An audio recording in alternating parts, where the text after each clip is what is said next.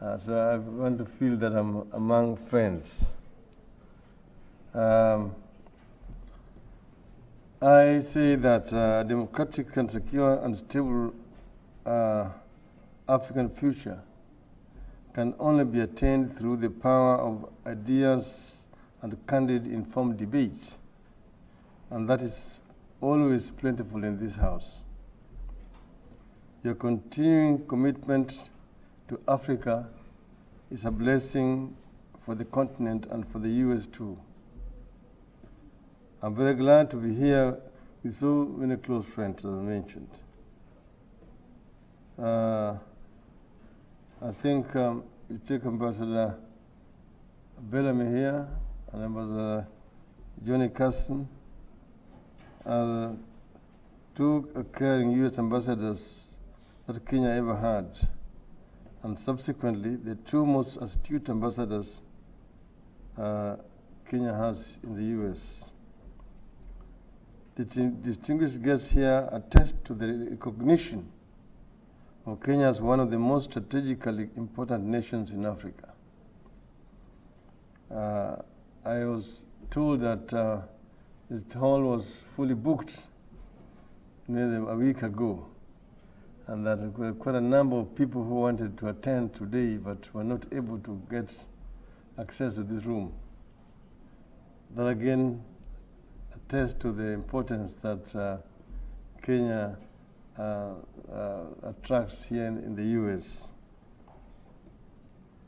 Despite its relatively small economy, Kenya has played an outsized role in the continent's leadership because of its half-a-century-long stability. That stability also coexisted with vast democratic deficits, which were successfully fought for by a lengthy, painful, but always peaceful struggle for greater freedoms. That is what brought us the extraordinary democratic and economic transformations few in Africa have achieved. We were a safe haven from which concerned international partners could tackle all the crises that racked virtually every one of our neighbors over the decades. So what I'm saying here is that what we have in Kenya did not just come on its own, that it was a result of a lengthy historical struggle by the people of Kenya to improve the standard and quality of life of our people. It has been a struggle between two diametrically opposed forces. The forces for the retention of the status quo, also the forces for change and reform, democratization, which has taken different forms throughout our 55 years of independence, but it has been very consistent. These achievements help us maintain not just peace, but an exceptional level of innovation and entrepreneurship that is renowned around the world, thanks to our people's openness in embracing global currents, as well as our vibrant civil society and media. Our partners, too, have played a crucial role in our great gains and in stabilizing our country when disasters occurred or threatened to occur. But all of this progress is being imperiled through our current crisis, the most long-lasting Kenya has ever endured. The world must not be deceived that this is merely an electoral crisis triggered by the third straight rigged election. The crisis is all-encompassing and has resulted from the attempt to unlawfully hold on to power. It threatens to undo everything we have achieved and tearing apart our democratic and inter-ethnic fabric. Let me be blunt. Kenya is hurtling towards an outright dictatorship. The Jubilee government has ridden roughshod over or looted every institution that they could in order to achieve their goal of long-term control of the state, or at least till their self-declared goal of ruling till at least 2032.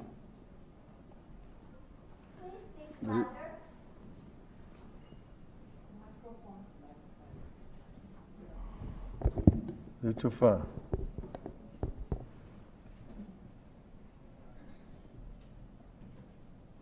Let me input my thing.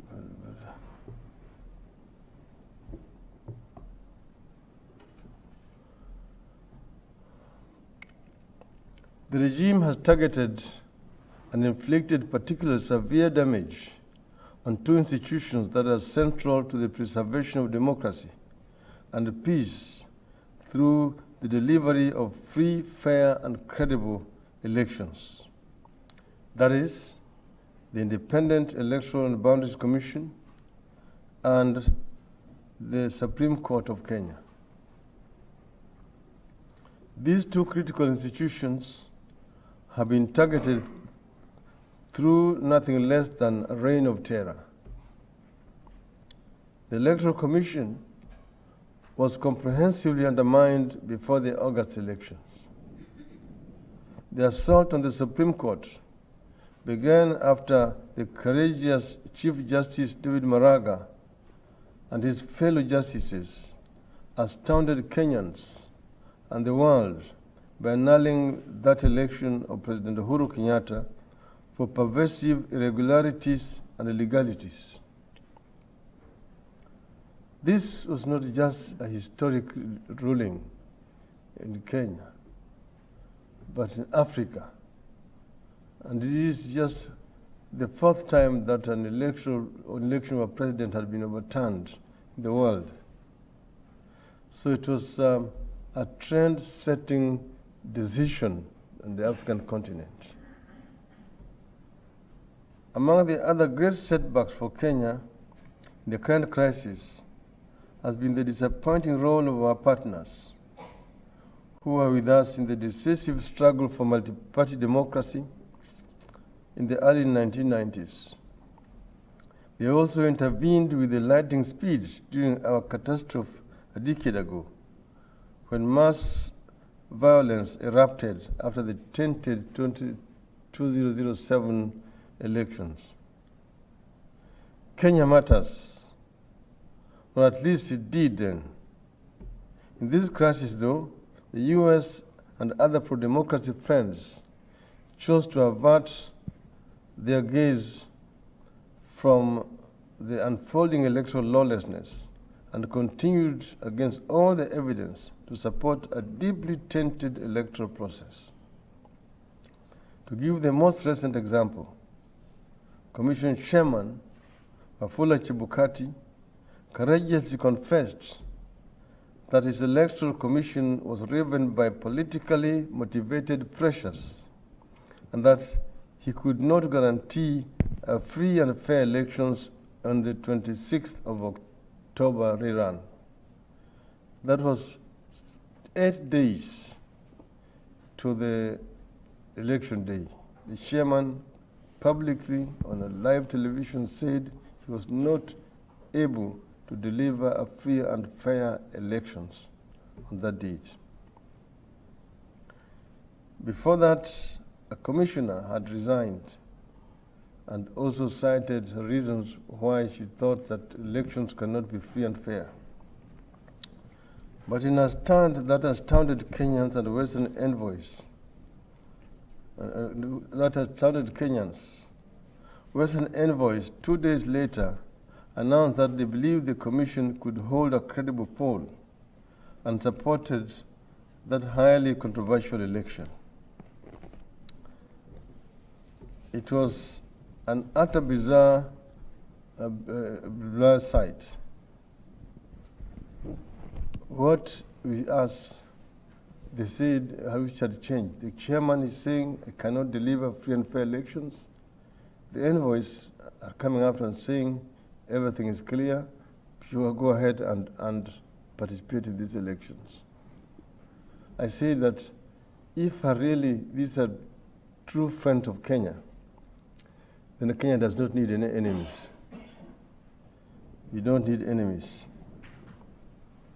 But I'm convinced all is not lost yet.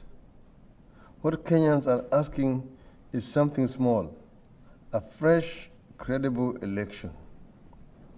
Numerous independent institutions, as well as international media previously supportive of Uhuru Kenyatta's government, had strongly opposed the holding of that election.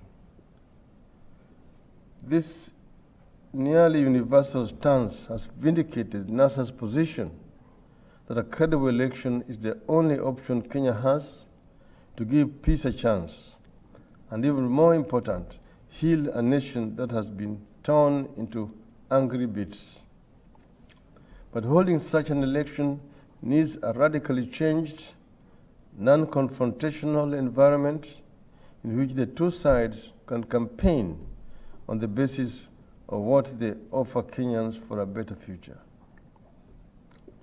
I have come to Washington to convey a simple message, which we need. This is that we need to convey a simple message. We need a much fuller engagement from the many arms of governance that your country possesses to assist the envoys based in Nairobi. The envoys' efforts up to now have not succeeded in diffusing the crisis. But let me be blunt again. They have sometimes contributed to the problem. Despite the grave challenges, I see glimmers of hope from the events of the past few days. Kenyans were very pleased that the US and other friends refused to congratulate Mr. Kenyatta after the Electoral Commission announced that he had been elected president, after an election more woefully tainted than the annulled August one. A solution must be found in Kenya soon. Each day this crisis continues, the divisions, polarization, and radicalization deepen. The killings of unarmed protesters by police, including infants and children shot inside their homes, and the severe financial hardships being inflicted upon millions by the currently paralyzed economy, are adding to the tinder. The most inflammatory recent development, with the Supreme Court being prevented from convening to hear the case about whether the 26th August or 26th October rerun election should be held. But the evening before, the Deputy Chief Justice Philomena Mwilu's bodyguard was shot and grievously wounded. That sent shockwaves, and the court immediately asked for increased protection from the police. When that request was turned down, a number of justices did not feel safe to travel to the court, resulting in the lack of required quorum. In which other democratic country has the Supreme Court been prevented from hearing a case this way? What I call the reign of terror against the Supreme Court and the Electoral Commission began with the torture and murder of Mr. Chris Musando, the Commission's chief technology responsible for the integrity of the entire voting system. This is 1 week before the elections. The gentleman who was in charge of the ICT at the Electoral Commission was abducted, tortured, and murdered. That was to send signals to everybody that the government would broker no nonsense and let all of the people in the commission were compliant. The FBI offered to assist through the US government, offered to put FBI at disposal to carry out investigations. And the British government offered Scotland Yard. The government rejected the kind of assistance. They said they had the capacity. Why? Because they knew that they themselves were the culprits. Kenyans know that the decades-long struggle for justice and our grand new constitutional order was waged and won peacefully. That is why NASA's leadership is centered on a campaign of peaceful resistance to unlawfully constituted authority. You have convened a People's Assembly to guide the country to a fresh, free, and fair presidential election as decreed by the Supreme Court. What we have said is that we don't want violence in our country, but these matters can be solved peacefully. And we said that we are going to carry out peaceful protests to put pressure on the government to ensure that there is a proper, open, democratic elections. And those instruments include peaceful demonstrations, they include strikes, they include picketing, they include boycotts, include petitioning, and so on. What has been unfortunate is that the government has responded very violently to peaceful demonstrations organized by the people, where innocent people, women and children have been shot and killed. That record of anti-democratic criminal behavior, which has included systematic measures limiting civil society and media protections, have made many wonder how our long-standing democratic partners have not publicly spoken up against these depredations. Most of us worry that this is a result of international policies that exclusively focus on security and stability, and that the envoys in Nairobi believe only President Kenyatta can deliver this own force and security-first agenda. When that agenda is accompanied by a government's increasing authoritarianism and plans to stay permanently in power, Kenya's historic stability is at a fundamental risk. An anti-democratic culture in a freedom-loving country like Kenya is a recipe for radicalization and extremism. I'm saying that there seems to be an obsession with so-called stability,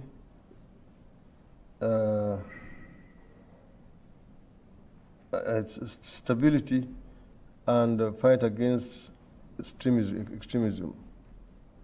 That stability takes precedence over democracy. That if a regime is able to provide stability and support in the fight against extremism and fundamentalism, then one doesn't even care about how they're managing their own internal affairs. This seems to more or less mirror the Cold Era period, where the war was against communism. And so long as you can say that you are an ally of the West in the war against communism, nobody cared how you ran your affairs. You got all the standard of support and assistance you needed. That's how we created Mobutu Sese Seke's of Africa, Idi Amin Dada's, Jean Bedel Bokassa of Central African Republic, Wazi Kamuzu Banda of Malawi. So these people were able to come and take shelter under the war against communism. These days now, the war is against terrorism.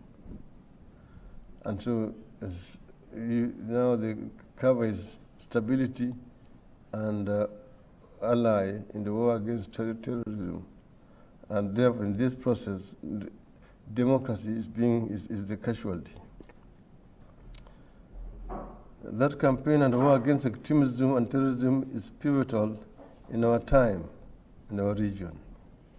But to succeed, it must begin within each of our countries by building a state that shuns sectarianism and makes inclusion and equity as its core values.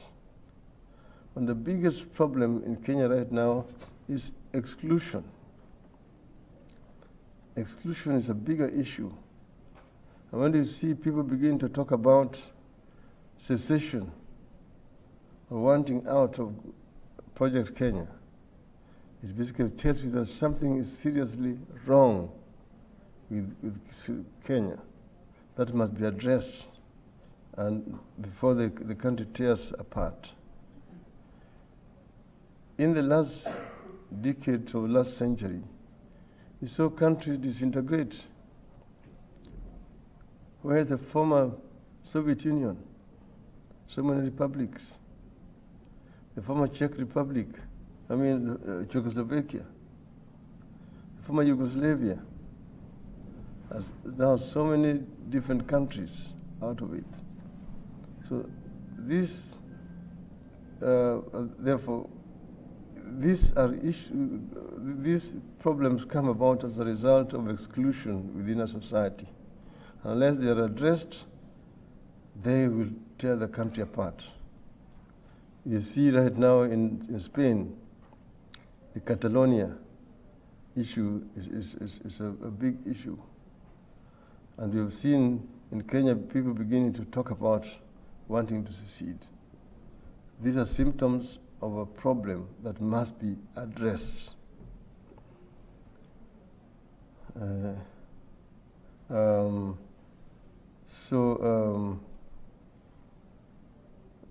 Too many African leaders just assess where Western governments stand and align their security policies.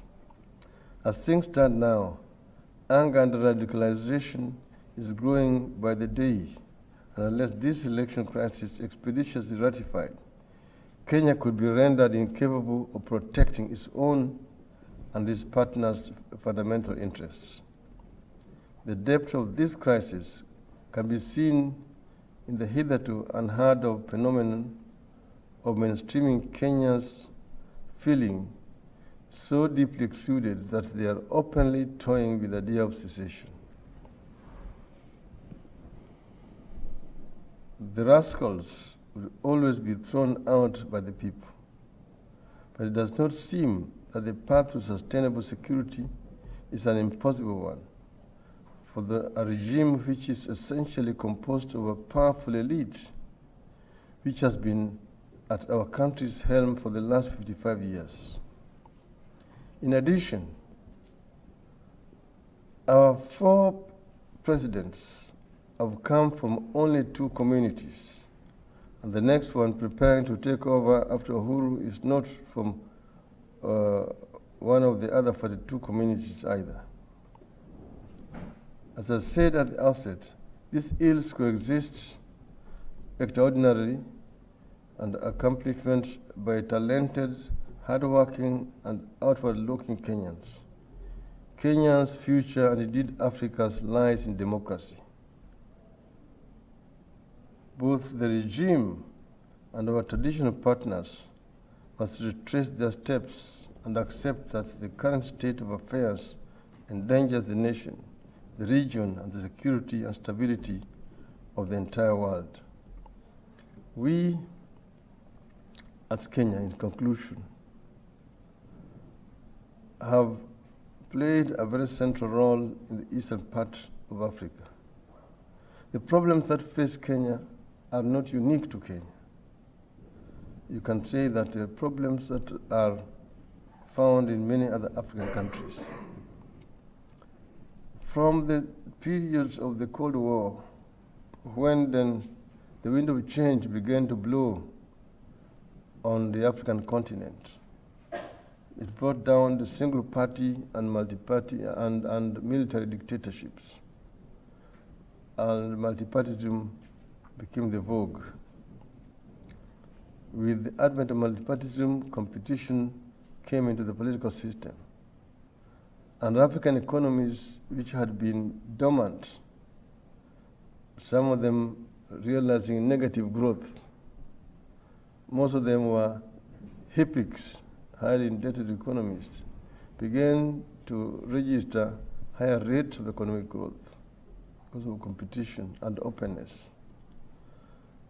This is what happened in the last decade of the last century, and also the first decade of this century. Unfortunately, in the second decade, you've been seeing a tendencies of revision or reversion of this trend. The old order is beginning to fight back on the continent. You're seeing the single one-man syndrome leadership begin to come back. We've seen a revision of constitutions. Term limits are being revised to open it up. Again, you begin to see the strongman syndrome, Monsieur le Président, re-emerge on the African continent. And then breaking of the checks and balances on the continent. And then the electoral autocracy is also creeping in. Elections are being held as rituals that must be held every 4 or 5 years. But then they must be won by the incumbent at every cost. So when this happens, of course, apathy sets in. People no longer get interested in participating in elections.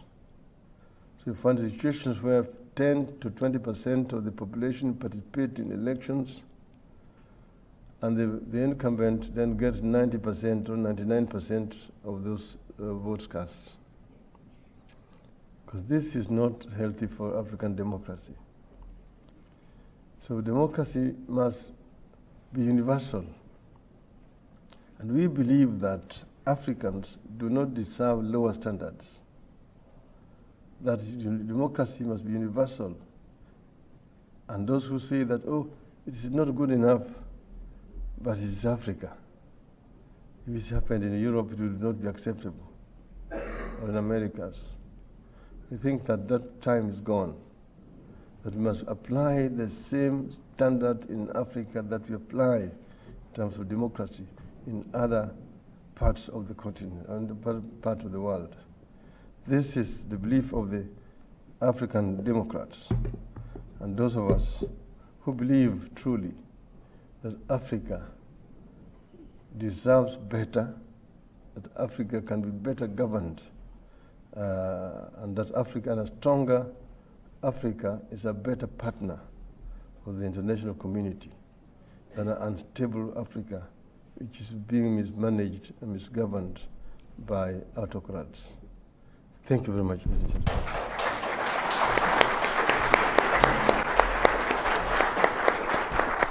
Thank you.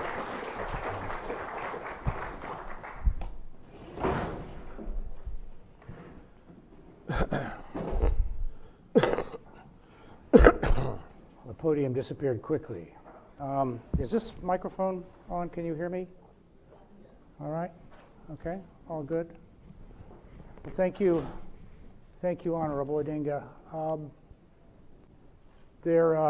know there's a great deal of interest in this room in talking about the issues that you've raised in your speech and talking about perhaps other issues as well. We have about 45 minutes, so we have ample time to do that. There will be microphones circulating. I would just ask that those of you who would like to pose a question or make a comment, first please identify yourself. I would like to, if I could, start the discussion here perhaps by asking you a couple of questions, perhaps more focused on the way forward, on where does Kenya go from here. I think one could make an argument that presidential elections are looking increasingly like a perilous exercise, a perilous experiment in Kenya. We've had 3 presidential elections since 2007, each one controversial, each one tense, each one where public fears of violence were elevated, and each one at the end where it cannot be said that Kenyans as a whole were satisfied. In fact, each of these elections resulted in Kenyans being perhaps more polarized than they were before the vote. I want to, I guess, ask a question that has to do with what you proposed following the rerun, the presidential rerun, which was the formation of a national resistance movement. And this, as I understand it, has several components. Among them, an economic boycott, the formation of a people's assembly, and some other aspects.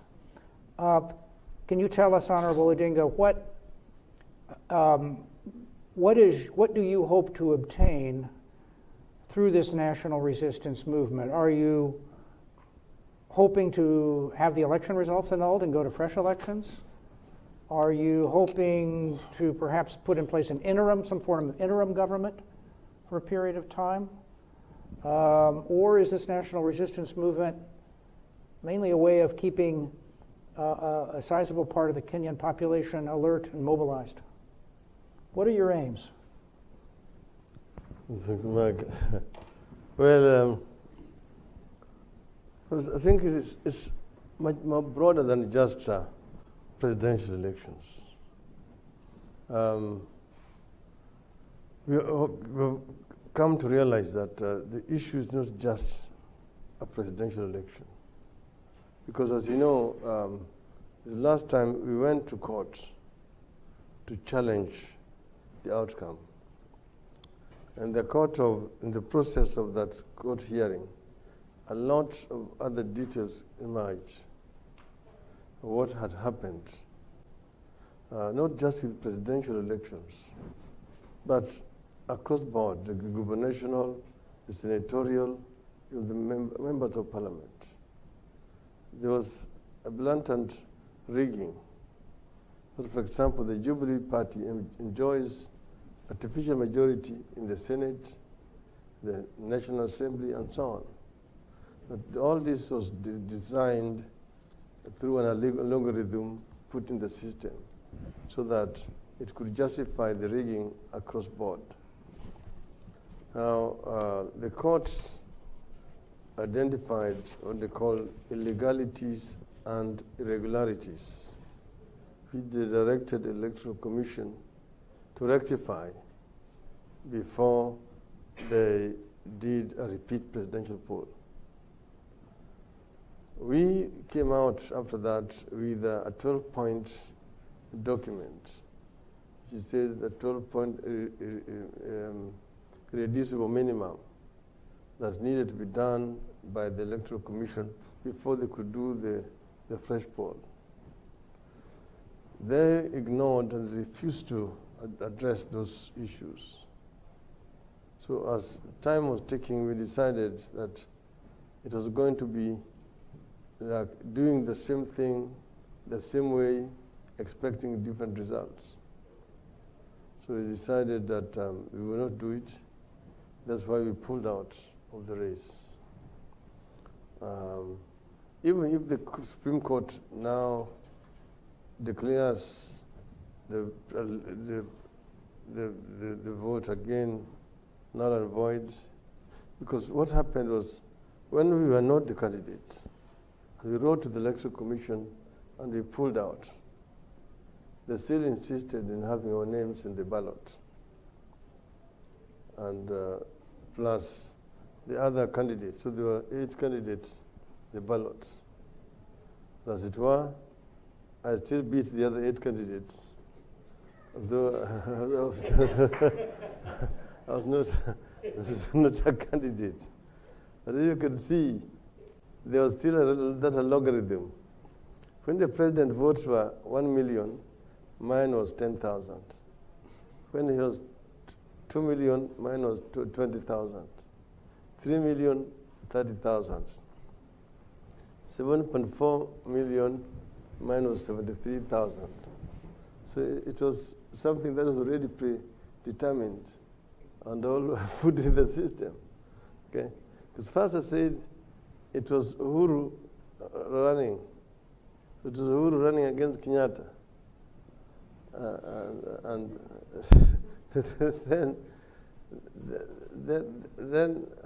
then after that, when Uhuru had beaten Kenyatta, then now it became Uhuru versus the turnout. Because the turnout was low, it had to be beefed up. So they went out again now beefing up the turnout. So you just look at it and saying, according to official kits, because people are being identified biometrically, only 3.5 million people voted. But officially, they gave the figures 7.4 million. So if they even were rigging for him when he was running alone, how about if I was running against him? So that's why you're saying that the problem is bigger than this. We need to first address the issue of how do you reform the Electoral Commission? How do you change the Electoral Commission before you can go for another rerun of presidential elections? Secondly, the other issues are the system of devolution. See, we had a constitution which had been properly debated and agreed upon in 2005. But this constitution was not popular with the executive. It was not presented to Parliament. They went to court and got an injunction. And then they bastardized it. It was then rejected in a referendum. In 2010, they were taken and they did a grafting. They were not comfortable with the chapters on devolution, the chapters on the executive. So a grafting was done. The original one, which was discussed and approved, was a hybrid system with a presidency and also a premier, the French system model. And then the devolution was also bigger units. But because they did not want devolution, they came up with tiny units. So you have got 47 different counties, each with the governors, on a population of 45 million. Nigeria, on the other hand, with 155 million population, has only got 36 states. South Africa has only got 10 provinces. The same thing with Mozambique. So I think that the chapter on devolution need to be revisited, as well as the structure of the executive.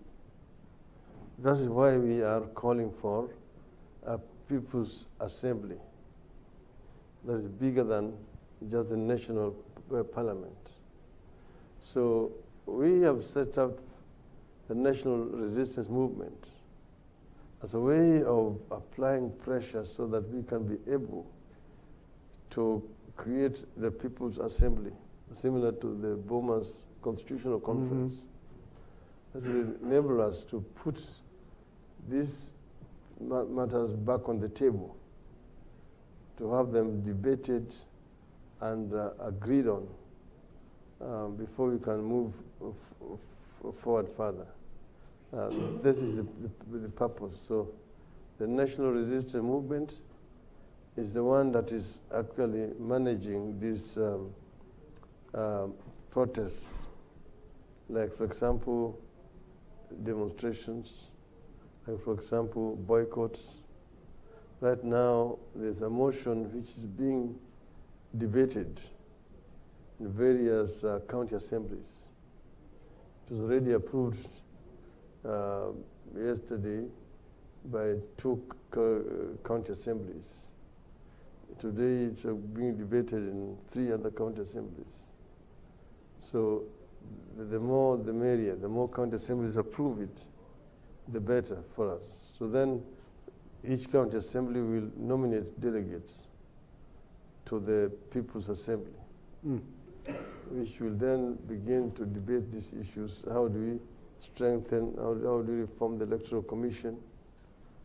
How do we secure the independence of the judiciary, which is threatened right now? How do we reform their security forces so that they're not used to kill innocent children? Then how do we deal with the issue of the devolution and the structure of the executive? So if I understand you correctly, the National Resistance Movement and the People's Assembly that comes out of that really has long-range goals. Yes. Comprehensive political reforms. Right. This is not necessarily connected to whether you have an election, an election rerun. This is a longer-term project. Right. Let me ask in that context. Some have said that, well, perhaps what Honorable Odinga, or perhaps what the NASA leadership, the NASA supporters really want is an interim government. A power-sharing arrangement similar to what you had after the 2007 elections and the 2008 violence. While I think it's hard to imagine that President Kenyatta, the Jubilee government, would accept such an arrangement, is that part of your thinking? Do you think that may be formation somehow of an interim government might be a way forward? See, the way things stand right now, Kenyatta's term ended on the 1st of this month. That is because the Supreme Court had given an extension of just 60 days from the ruling, which was on the 1st of September. So up to 1st of November.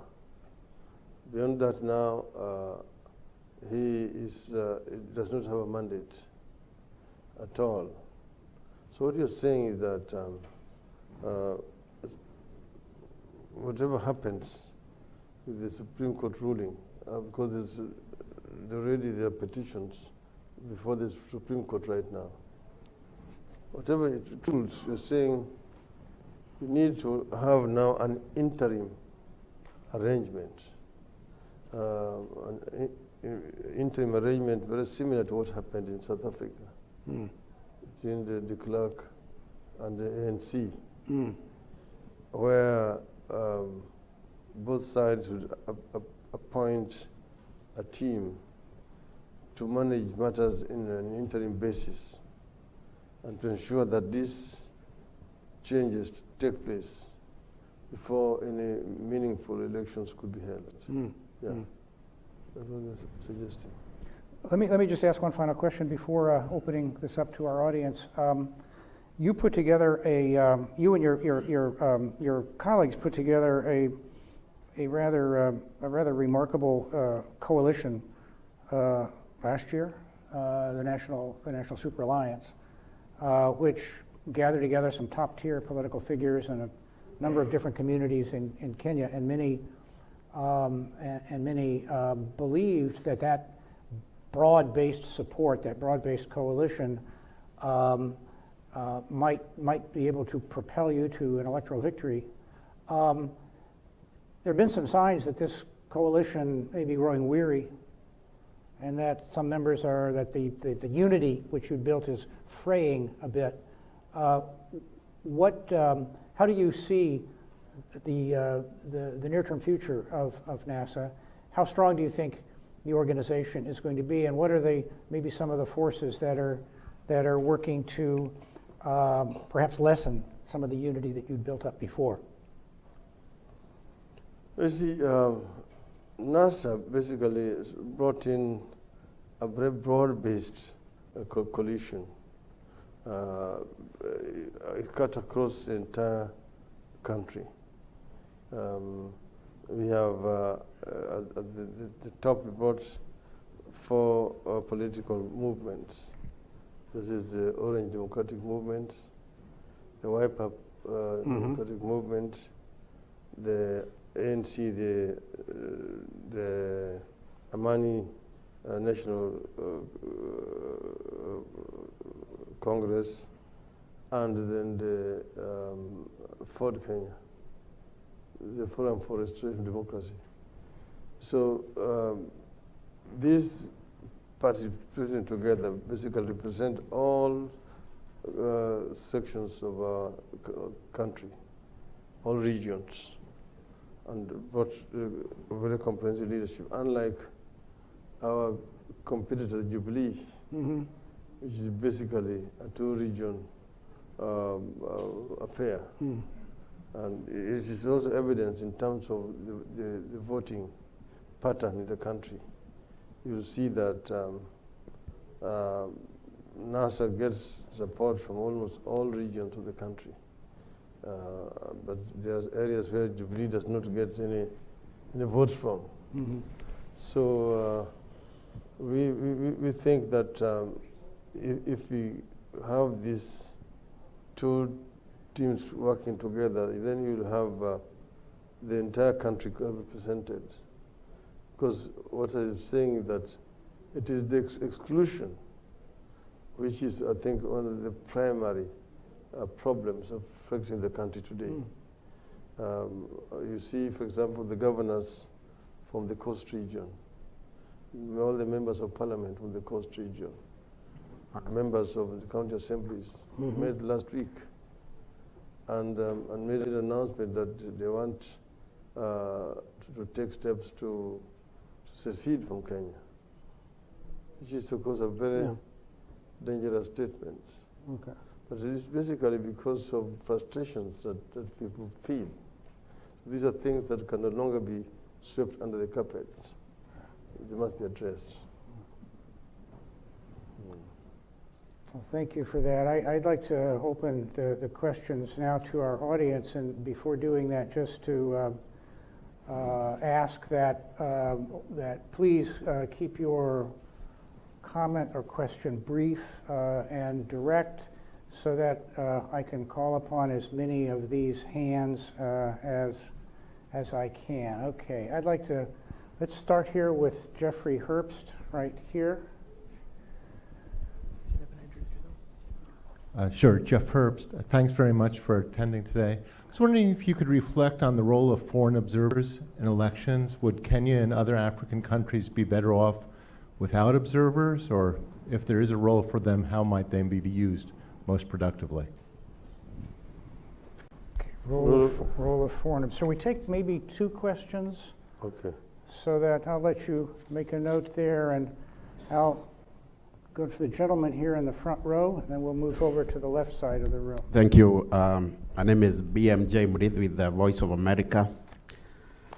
Mr. Odinga, you are on record as saying that even if the Supreme Court upholds President Kenyatta's presidency, you may not recognize that presidency. I just wanted you to see if you could clear the air, and especially because NCCK, which is the Church Council body in Kenya, has been advocating for the creation of the post of the Prime Minister. Is this something that has your blessings as a former candidate for the presidency? Thank you.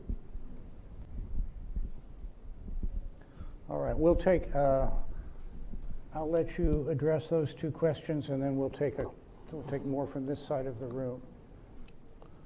Well, the role of international observers, following the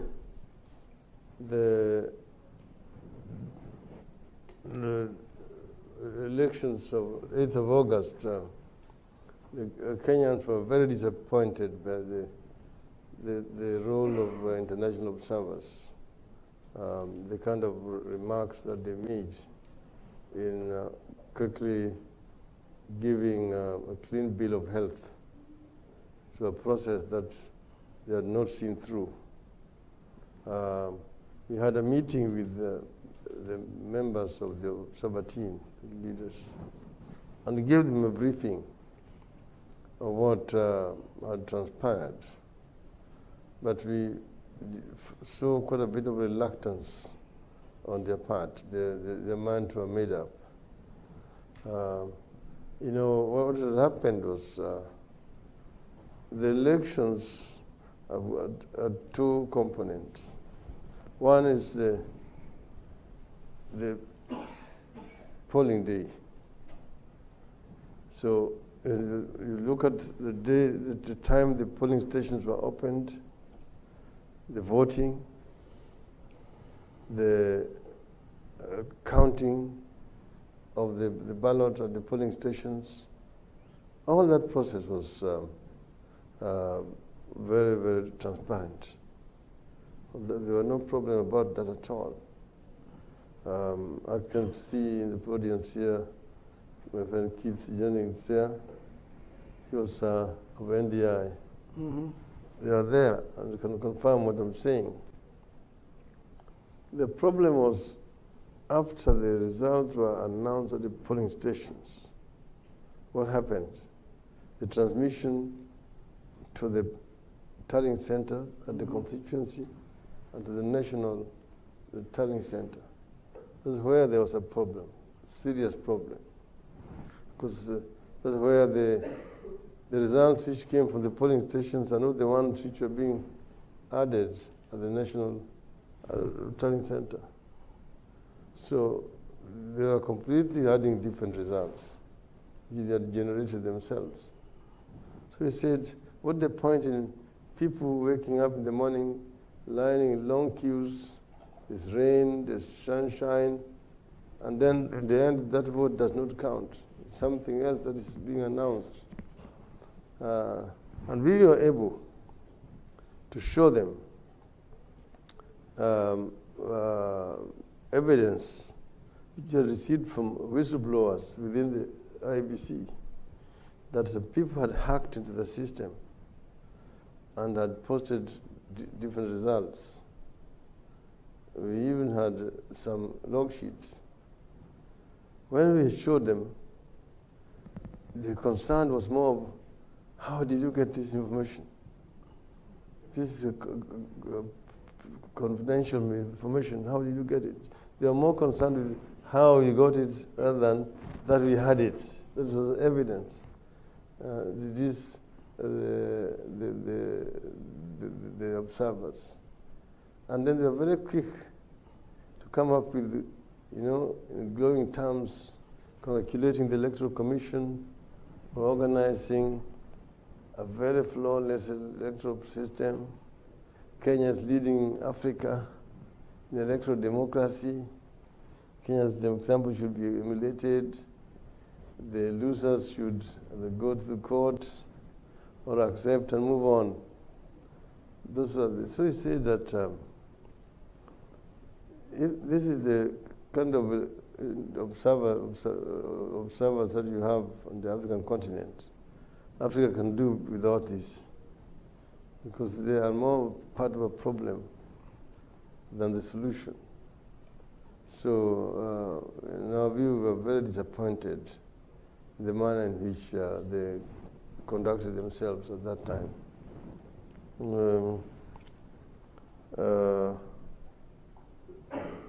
What you have said about the Supreme Court ruling, you have not said that you will not accept the Supreme Court ruling.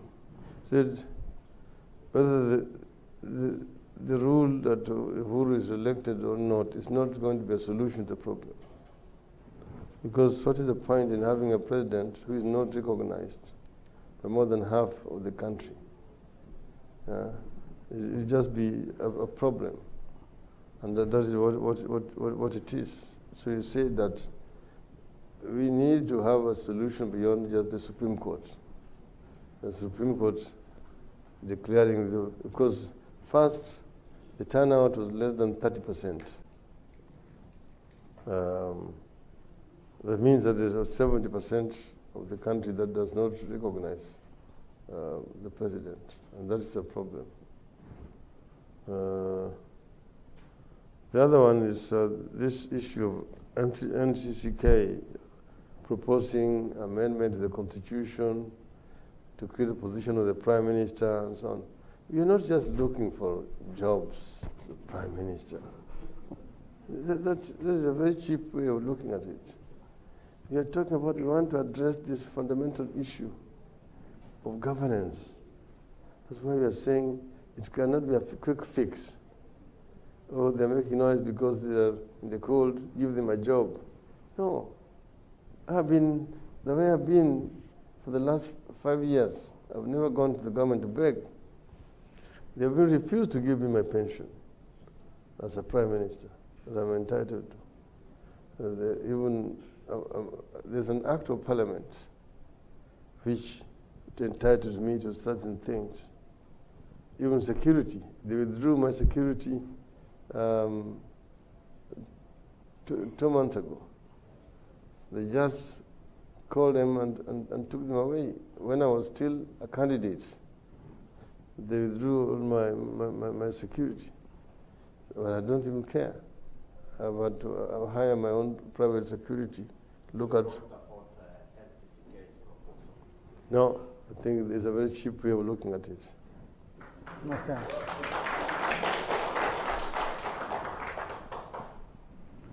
Okay. A few hands over here. Well, yes, sir. We can bring a microphone.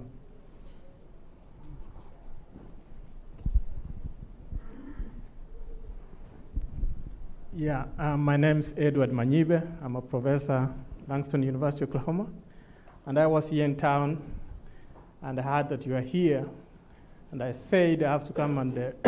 so I don't have really a question, but in a very personal way, thank you for the contributions that you've made towards the process of democracy in Africa, in Kenya in particular. And as we see what's going on in Kenya right now, I know everybody is concerned. I meet people asking me all the time. And one thing I'm for sure is that you are a very rational man. And I think that something will come out that's really good for Kenya. So mine is to wish you the engagement that you have here in the USA and the engagements that you have in Kenya to be a very peaceful process, and so that we can move forward. We don't want to go backwards. Thank you.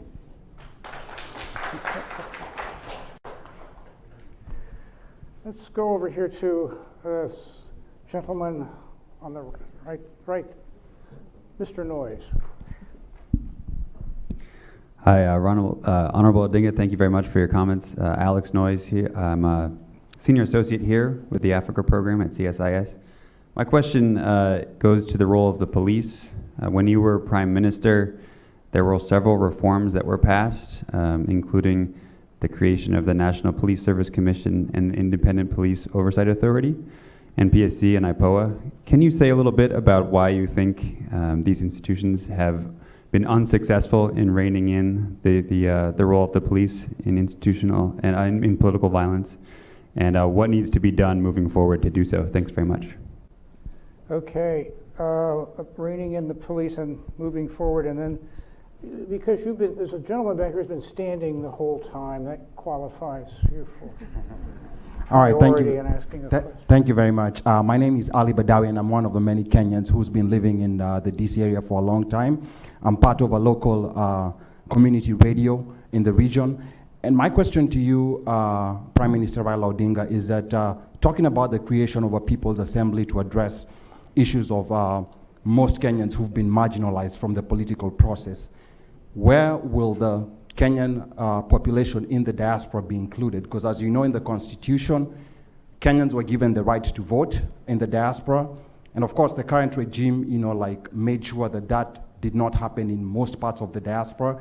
So please tell us how you're going to involve Kenyans in the diaspora, especially in relation to the question that Jeff asked about the role of monitoring bodies like the European Union and the Carter Center, because they gave the election a clean bill of health and after the Supreme Court overturned the election, they were not able to give a comprehensive reason why they gave a clean bill of health to the election. So my question rests on where will the diaspora come in that People's Assembly, and when can we start forming our own People's Assembly in the diaspora like the different counties are doing it in Kenya? I have to say that no session on Kenya would be complete without reference to the diaspora. So thank you for that. Honorable Odinga. Yes, first, the other one was Professor Manyiwa was just a comment. Mm-hmm. Then the next one is the Role of the police. Police, yes, police. Yes, we did. This was one of the Agenda 4 items. Agenda 4 were items which were identified by the Kofi Annan-led mediation team in 2008, areas which required some reforms. Remember, it led to the formation of first the post-election violence team led by Justice Kriegler. The other one was Truth, Justice and Reconciliation Commission. The other one was electoral reforms and so on. So this was the other one, institutional reforms was one of them. And we came up with a process of police reform, which itself first entailed setting up an independent police service commission, which was independent from the civil service commission. Mm-hmm. And then there's also independent police oversight commission, which is that commission that deals with ensuring that the police actually do their work properly, independently.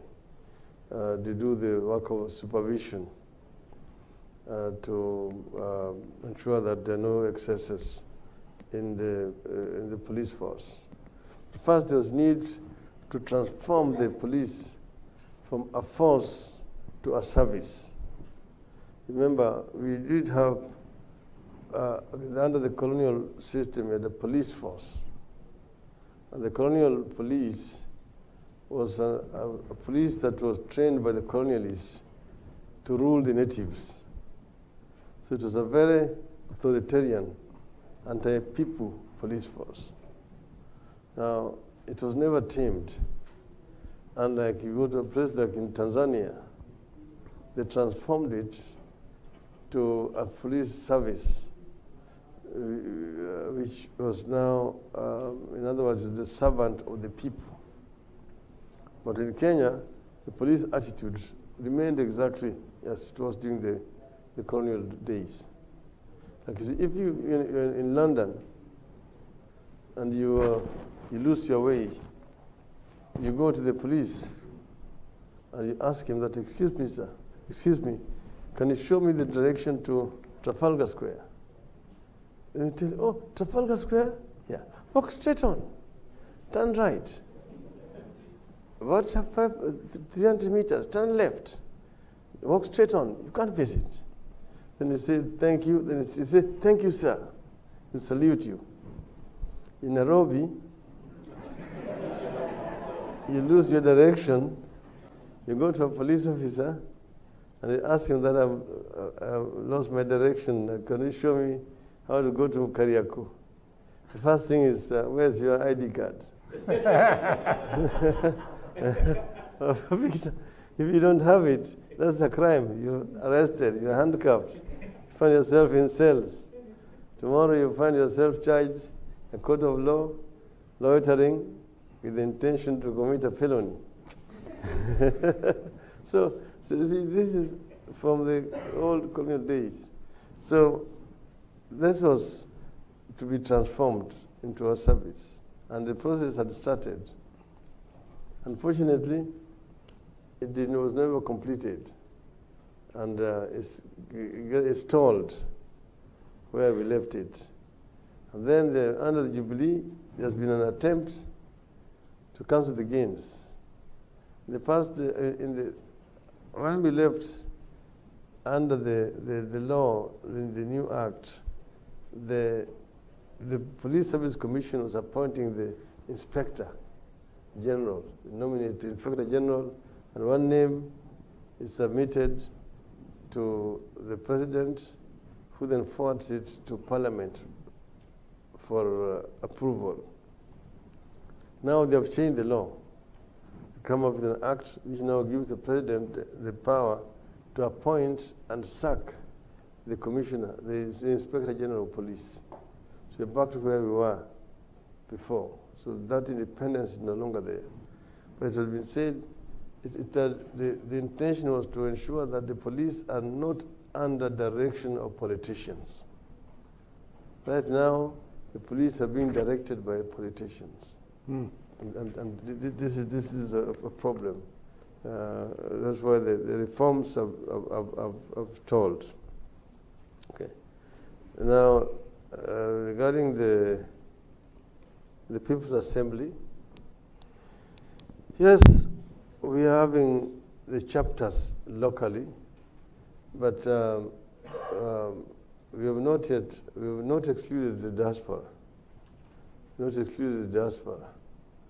And if the diaspora can organize themselves, they want to have an input in what is going to be discussed in the country. That is an idea which will be very welcome. I don't think that there will be any opposition to having the diaspora chapter of the Assembly. Okay.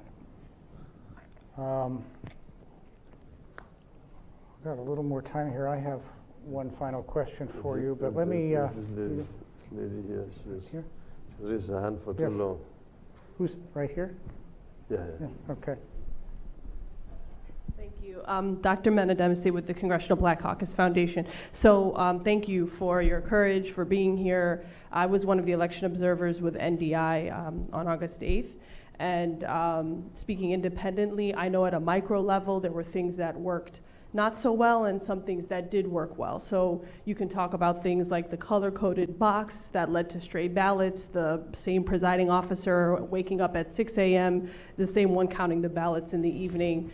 And then you can talk about sort of at a macro level, these institutional reformations that need to take place, whether with regard to the IEBC or more transparency overall. Where are the glimpses of hope for you in this process? I mean, you've been here before. From your perspective, I mean, where you see a resurgence of millennials and young people playing a role here. We know there's change needed, but where do you see progress happening relative to running in the past? Say that again.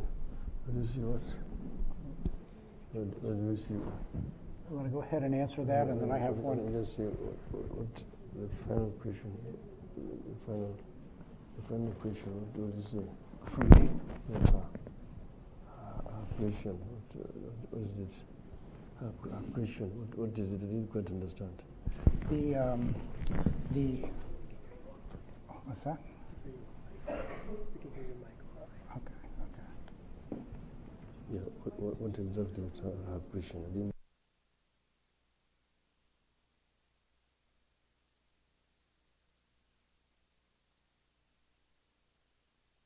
Your question just very... So my question is basically from your perspective, going back from 2007 to what we experienced on August 8th and October 26th, we know clearly there are problems, but where do you see progress happening, whether at a micro, whether it's the level of increased voting participation, on part of the people, where does the resistance movement see relative progress compared to before? In other words, I don't want to take the words out of your mouth or paraphrase what you're saying, but what progress can be identified in terms of the actual running of elections, the actual conduct of elections in Kenya, or can there be, or is there progress?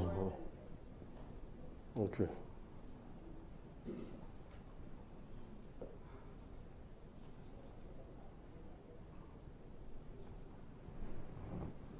Well, you can call it progress, progression, and regression. Because each time, each election has got its own peculiarities, different from the other. In 2007, we were all manual.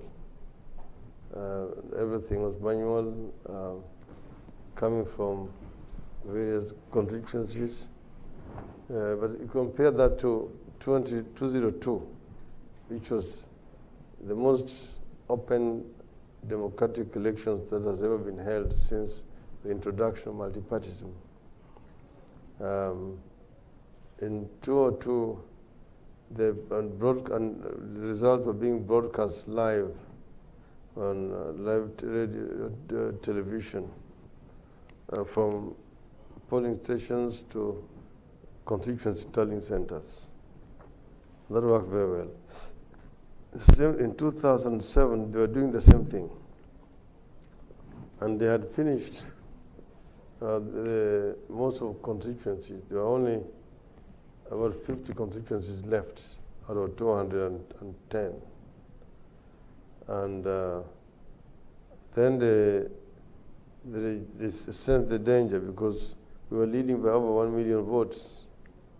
And even if Mr. Kibaki had gotten the bulk of those 50 remaining, he could not bridge the gap. Then they ordered all television stations to stop live transmission. So the live transmission was stopped, and now they're only announcing that Mr. Odinga is still leading, but Kibaki is fast closing the gap. fast closing the gap. And then in the end, they announced the result that Kibaki had won, and nobody believed it. The country imploded. The consequences you now know. The last time around, the result was supposed to be electronic. There was supposed to be an improvement on the manual, because the manual one, they just went to the National Intelligence Service headquarters, summoned all those remaining returning officers to take their results there, and they were doctored at the headquarters of the Intelligence Service. This last time around, they had the server, two servers. One was at the Intelligence headquarters, the other one was at the Commission headquarters. Then they had a system through which they were getting results at the National headquarters, at the Intelligence headquarters, doctoring, then forwarding to the main server at the Electoral Commission headquarters. So you could say it's an improvement in terms of rigging. Now the rigging went digital. It's still reading all the same. The same with like this last time round. The server this time is in France, the cloud in France. And they were supposed to be transmitting directly to this portal in France and then to the National Tallying Center and also to the constituency tallying centers. But they never did. The reason why Safaricom, the service provider, is involved in this and is one of the victims of boycott, because they colluded in that process of transmission of results and cheating. And that's the reason why their names have been put in the list of the boycotts. So until we get an electoral commission which will be prepared to do the right thing, the result as they have come from the polling station are the same result that are transmitted to the constituency, and also to the National Tallying Center, we will still be having this problem. See, because it's just a different level of cheating, and as long as you've got an electoral commission that is willing to be compromised by the national intelligence, you have this problem. So it's more complex. We must get a situation where the national intelligence is removed from the electoral system so that they don't become part of cheating. Then Kenyans will be able to get leaders that they deserve. Well, we have come just about to the end of our allotted time, and I know there's still a lot of questions out there. I think I maybe would like to conclude with one question from this chair. Some wise Kenyans have reassured me recently that yes, Kenya it may be in a political crisis, but do not worry because Raila and Uhuru are going to work this out. And they are in conversation with each other, and all will be well in the end. And as I joked to you earlier, I recall Uhuru Kenyatta and Raila Odinga sitting on the sofa of the ambassador's residence back in 2005 as friends and allies who were jointly working to deal with the machinations of the then President Mwai Kibaki's State House and the executive overreach, and had remarkably similar views on what the new Constitution should include and how it should be drafted. So, Honorable Odinga, I guess my final question would be, what would it take to rekindle that spirit of 2005?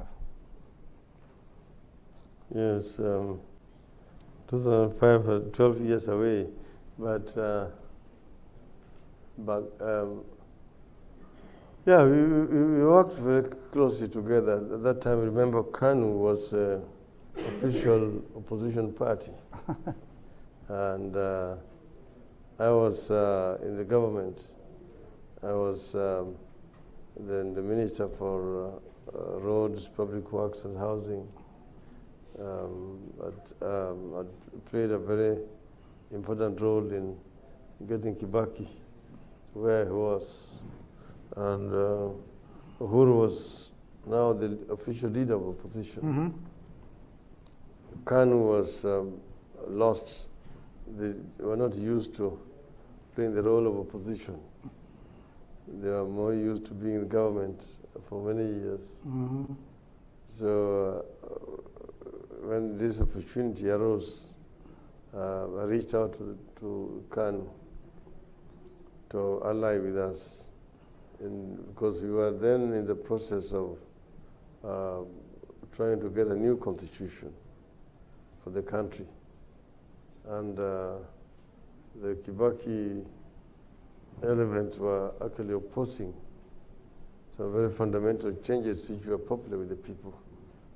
Like, for example, they were opposing devolution. They did not like devolution. They were more for a centralized, a unitary system. Then the other one was the issue of executive, the structure of the executive. They wanted to have a pure presidential system. But the more popular version then was the parliamentary system. Parliamentary system, because the argument is that in a society that is ethnically torn, a presidential system enhances ethnicity, that people don't feel secure unless they have got their man at the top. And if the man is not at the top, they feel excluded. Then and it's also a winner take all. So the compromise was a hybrid, the French system, where you have a president and you have also a prime minister, who is also a head of government. and the government, I mean, the executive is also in parliament, like the Westminster type. In other words, you've got ministers who are also members of parliament, and who can be asked questions in parliament and can answer questions. So the situation is different in a big country like United States or America, because people deal more with the state governments rather than what Congress is saying up here or what the Senate is doing up here. So we got Uhuru and the Kanu to be on our side in fighting for that referendum. And he was very much part of us. But when the election time came, the issues arose now that if he was going to run in his constituency against Kibaki, the interest, he had no chance of being elected. And that's why we agreed that he would run on KANU rather than on ODM, because he was one of the founder members of ODM. But we knew that he could not be elected as an MP in central Kenya, where the Kibaki party held sway. So he said he would go and run on KANU, and we would meet up front. And things turned out, we had the problems, and he ended up on the other side. But you're saying he owes you one then? That's Okay. I'm afraid we have run out of time. I want to begin by thanking all of you for coming today, and thanking you all as well for your continued interest in Kenya. I want to assure you, Honorable Odinga, that pretty much everybody in this room continues to be deeply interested in Kenya, and I'm sure they would like to join me in thanking you for spending some time with us this morning, and wishing you well on your onward travel. So thank you very much.